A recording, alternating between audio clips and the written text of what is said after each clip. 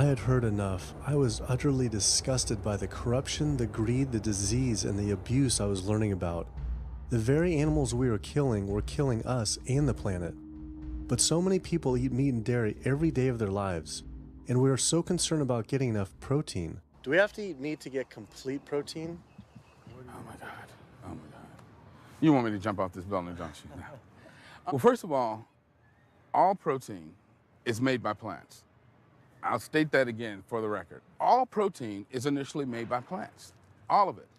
And it is not necessary to eat animal tissue in order to get protein. Only plants have the ability to actually take nitrogen from the air, break those molecules apart, and incorporate that nitrogen into amino acids and then make protein. Any protein you get from an animal is simply recycled plant protein. If you ate a diet that was calorically adequate, and even things like brown rice and broccoli, and you got enough of it, you'd get enough both quantity and quality of protein. 2,000 calories of brown rice and broccoli is going to be about 80 grams of protein a day, including the essential amino acids that you need in order to maintain optimum health. I mean, grains are loaded with protein. Beans are loaded with protein. Vegetables are loaded with protein. You really want to get your protein from plants because plant proteins have a much more beneficial effect on our physiology. The funny thing about protein is most Americans get about twice the amount they need. Most Americans get less than half the amount of fiber they need. But the conversation tends to always be about protein. So in my mind, it's just this magical marketing campaign that protein has taken on over the decades. The question is not where do you get your protein, it's where do you get your fiber?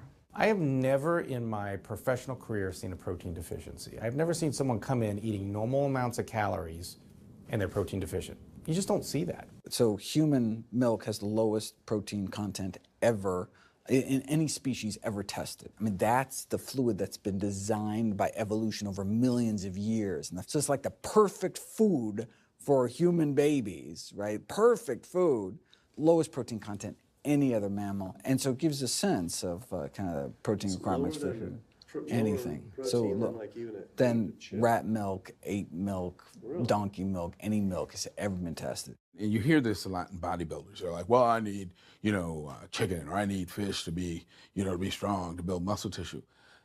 That is utter nonsense. The largest, strongest terrestrial animals on the planet are all herbivores. The biggest, strongest animals are all herbivores. When we bring in people and they're on meaty diets and we transition them to a plant-based diet, we always track what they're eating. Their vitamin intake goes up. Their nutrition overall goes up, dramatically better. And these same people might worry in advance, will I get the nutrition that I need on a plant-based diet? The fact is, you're not getting the nutrition you need on a meat-based diet, and you're going to get dramatically better nutrition on a plant-based diet. For an average-sized guy like myself, I need about 56 grams of protein a day. That's optimum. Probably I really need 30 to 40 grams a day. Diets that are really high in these protein create diabetes, create heart disease, create cancer, create the diseases that I'm treating on a daily basis. But this is the opposite of what all the high-protein diet fads say. The food you eat determines the bacteria that live in your gut. While you eat animal flesh every day, you are summoning up bacteria that eat carnitine. And those bacteria will turn that carnitine into a molecule called trimethylamine. Your liver then turns that into trimethylamine oxide. That's a molecule from hell. That molecule drives cholesterol into the artery walls. And the people who are consuming this flesh-based diet are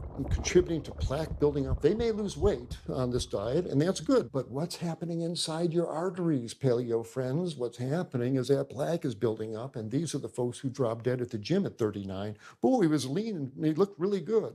But where is that cholesterol going? It's going into your artery walls.